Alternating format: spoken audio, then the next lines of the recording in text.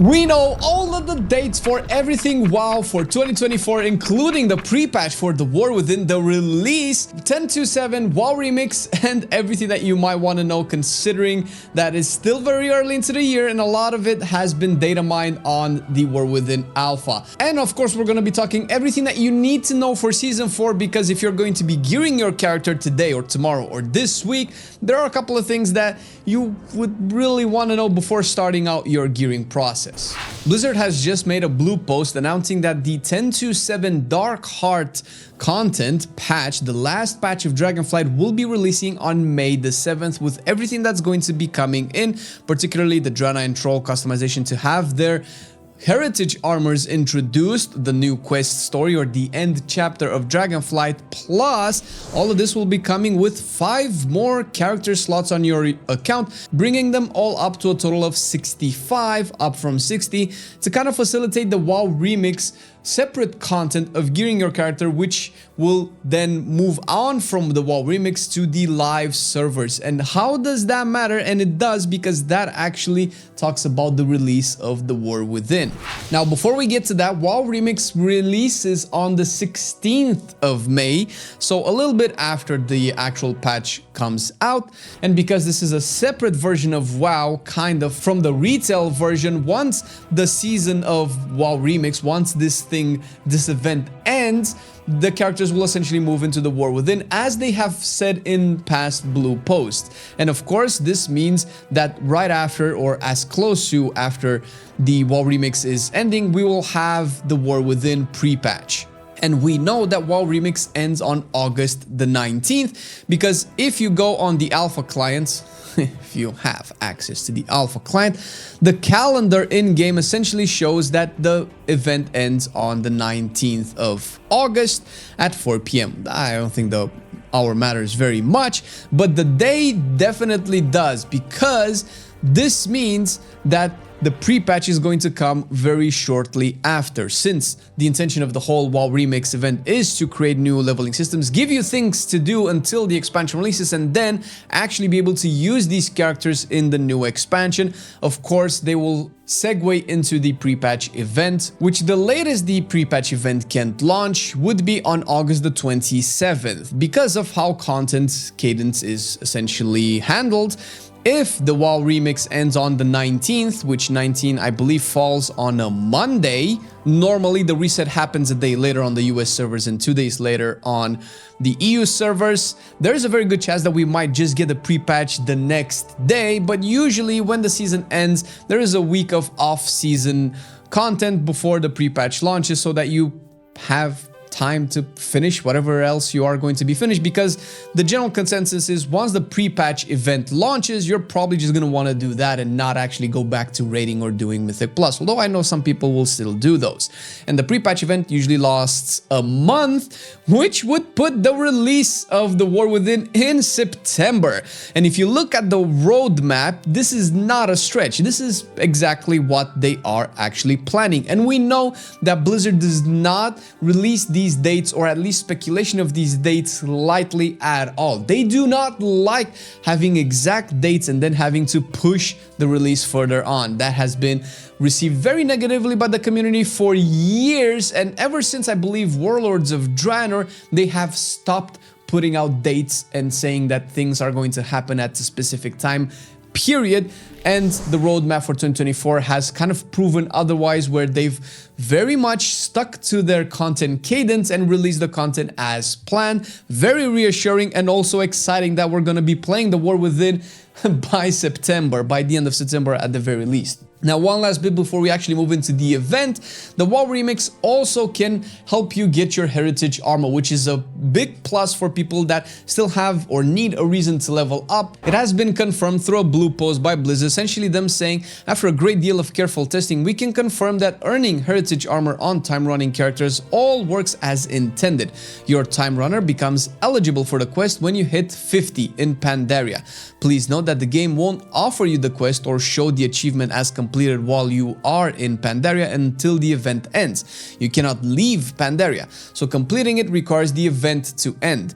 After the event ends, you'll simply log in and then the quest appears, and then you can turn it in to get the achievement and your heritage reward, which once again signifies that the event will end as soon as the new content can start, because you don't want people to just sit around, look at the walls and wait for the War Within. Now, the pre-patch event will feature events in 3 zones. The event is called Radiant Echoes, which will show up with the little horn on your mini-map. Depending on which zone it is in, you will have it in Dustwallow Marsh, Searing Gorge, or Dragonflight, and it will signify key moments of World of Warcraft's history, and during those events you'll kill a bunch of stuff and then kill the end boss, which differs from each zone, and then you'll get currency that you can trade in for really cool loot and transmogs of the sorts that there are plenty of, and I'm not gonna go into the details for each one. Just know that the type of rewards are, of course, a new heirloom ring, a 32 slot warband bound bag, which you can trade to your warband coming in the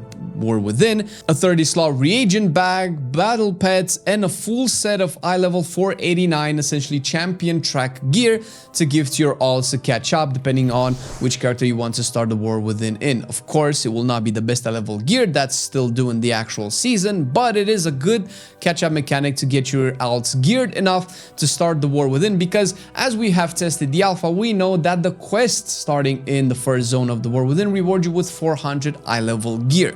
Of course, those could also be placeholder eye levels. The eye levels could be bumped. I wouldn't be surprised if they're moved instead to 500 eye level to kind of make sense and have a progression for the actual event gearing system to the actual eye levels in the War Within, and not actually be a consistent downgrade. And speaking of the War Within, class updates and news about what's going to be coming in, depending on which class you are personally interested in. With a major backlash that has happened for months with the Oracle Priest, we now have more news on its current development, because we know that power infusions left and right is now really what people want to do with their priests. So what the blue post is essentially saying is that we have updated the Oracle's design to be focused on healing instead of support mechanics, and are looking for feedback about how it plays. There are a couple of talents that are not currently ready, and we'll update those in the coming weeks, including a revision of the capstone. We're also very excited about the visual effects for this tree, and hope you are too. This is big. The design for Archon is currently work in progress. The core of the design revolves around Halo, and will unveil the talent soon, because Archon is still not yet available. Now, in terms of Oracle, this is crazy news, because we have known and we have talked about the fact that Oracle seems to be another way of supporting your party, similar in the ways that augmentation does that as well, and it met with mixed receptions because of how it was implemented. Now that is shifting to healing, which I would imagine most people would be thrilled for, because that's probably why you main a priest anyway. But what's bigger than that is visual effects. Visual effects have been kind of downplayed by the devs in their public statements, since a lot of the hero talents, especially if you've watched some of our other videos that you can check on our channel by being subscribed and everything, click. The visual effects for hero talents are not that impressive for a lot of them, and that is particularly a big miss in terms of actually getting people excited about all of these cool new stuff that they get. So the fact that they've publicly stated that people should be excited, or that they are at least excited for us to check the new visual effects of Oracle, is very reassuring that we will eventually get updated visuals for the hero talents in the expansion. Hopefully by the time it releases, although I do have my doubts, we will see how it plays out. And since we're on the chapter of Priest, Void Reaver has been available to be tested for a while, and people have been giving their feedback to Blizz, and now they have replied regarding where the talent tree is going to go. Essentially, they have answered public the core figure, the big brain Shadow Priest theory crafter that pretty much nails the problems on their head. And the reply being so quick after alpha being released is very reassuring for every other spec that follows, which we do have a couple coming soon, one such being Hunter. Now, Hunter has also received the blue post saying that while we don't have any specific Hunter changes to announce at this time, we want you to know that we are reading your feedback and we are working on cleaning up up all 3 of the hero talent trees and fixing issues as they arise. Your feedback on the talents has been very helpful thus far, and we expect to have some revisions in a future build of the alpha. That is fantastic, because as much as we love the Dark Ranger fantasy, we have to admit that the Hunter hero talents are lackluster and a little bit uninspiring, a little bit not that hypey in what we want for the hero talents to be. And if we're going to be taking the Dragonflight beta and alpha as a way of comparison, they've done tremendous leaps in the talent rework leading out to the Dragonflight release, so we can only expect that the hero talents that we particularly don't feel really great about will receive similar revisions as well, which they have publicly confirmed. So yay Hunters, hopefully Dark Ranger becomes way cooler. Similarly, Shaman might be coming sooner on the alpha testing realms when it comes to Totemic and Stormbringer hero talents. Announced that they will be arriving soon on the alpha, possibly as you're watching this video, depending on how quick they want their content cadence to be, probably relatively quickly, considering that the pre-patch is only a couple of months away, and usually alphas and betas do require an extended amount of time to be tested, also considering they're implementing a new system and a new way of character progression that is very important for it to be balanced, functioning properly, and be fun as well. So I would imagine that possibly by the end of this week, at the very latest next week, we will have the last hero talents for Shaman, and a week or 2 later, Hunter revisions as well. And with this, we move into Season 4, which has already started, and you may already be playing it at the moment, gearing up your characters for the new content. First of all, there are a couple of things that you might want to know that might not be very intuitive and might change your plans in gearing up your character and doing the content. The Season 4 tier sets do not mix and match. This has been confirmed in a post, and if you've played the PTR in any capacity, you know that it just doesn't work. So what this means is that if the Season 4 tier set is the same bonus that you have acquired prior to Season 4 from a different tier set, you cannot mix and match the bonuses. Let's say replacing your old tier set if it's in your bank, or if you're wearing it right now from Season 3, with a higher level piece for the same tier set bonus, that's not gonna work. I understand where they're coming from, because they want you to actually acquire the new tier set strength as you progress and see a relative change in your character's gearing progression. Personally, I'm not a fan of it. I feel like it's very counterintuitive and it doesn't really make much sense, but it's neither here nor there. But it's important for you if you are planning on rolling for specific tier tokens, if you're a guild leader trying to gear up your raid and things like that. You have to keep in mind that even if your raiders have their bonuses, just upgrading their eye level to the tier set does not work as you might have thought, so keep that in mind. However, the raids will be easier to do, since this time we won't have affixes in the raids like we've had at the end of Shadowlands. The raids have been nerfed by 10% across the board, which is something that we could have easily predicted. Since the raids have to be nerfed, you're not going to progress again every 2 weeks for every raid after you've already done them a year ago. I'm talking about Vault of the Incarnates, of course. And I would also personally suspect that we're gonna have even more nerfs in the coming weeks for the raids, especially with week 7 of the raid rotation, where all of the raids will be available at the same time, all of them awakened. You're probably going to see more nerfs coming to make the raids easier and accessible for everybody to acquire everything that they would like to acquire from them. Also, the trinkets that have been reworked, they have also been nerfed and buffed and revised for the Season 4. The trinkets that I'm talking about are the ones from the Dragonflight dungeons, since a lot of them were very lackluster.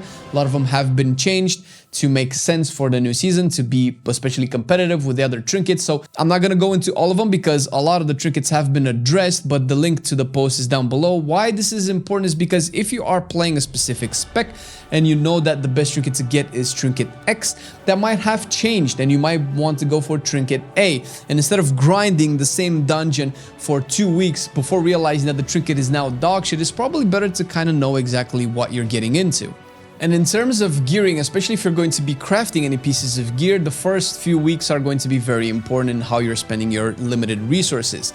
The Spark of Awakening has been that in mind, and as you're playing the game right now, you probably already know this, to drop at the end of dungeons, but also in the weekly quest that we have where you get to choose which event you want to do, whether it is the super blooms or the feasts or the Dragonbane keep. We know that that also rewards a spark that you can get, and you're still limited. So choose wisely what you end up crafting, because also the crests are capped at 120. Once again, limiting the crafting potential of what you can do, and also the amount of upgrades that you can do. So choose wisely what item you upgrade, since you won't have infinite options to upgrade the items. However, the cap is higher than it was in Season 3, currently at 120, and it will increase each week, most likely with 120, so you can easily catch up into those upgrades and crafting materials. And a good way for you to get really quick, accessible, strong gear is to do the Dawn of the Infinites dungeon, whether you do it on hard mode or not. Ideally not on hard mode, so you can get champion gear as well, potentially some really strong items that certain classes still want to go for. Specs like Unholy Decay will still want Mirror of Torment or whatever, the mirror trinket, right, to essentially give them the buttload of mastery that they love. The cheat death trinket, the scale will also only drop from Dawn of the Infinites, and we don't really have any other cheat death trinkets present in Season 4, so tanks will also be looking to get that. Plus, you can do this once a week, and the eye level boost is really easily accessible to get your 493 to 515 total item level, which is a big stat increase from your current Season 3 gear.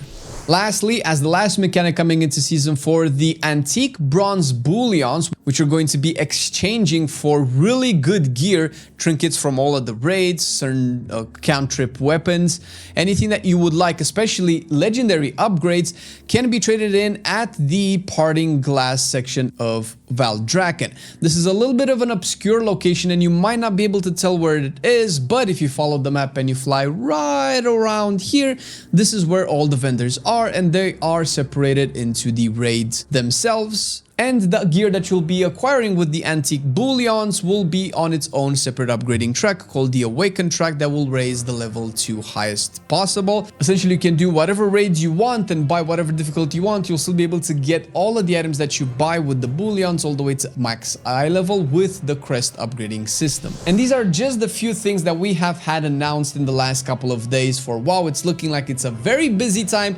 whether you like to play Season 4, the 10.2.7 content update with the WoW Remix Pandaria, or the War Within Alpha, and you're looking for new news. Be certain that we're going to be covering them here at Marcelian&Flame, because we are already starting to cover the classes, and we have Red Paladin with all of its goodness already out in terms of the new hero talents on the War Within Alpha. Check it out right here.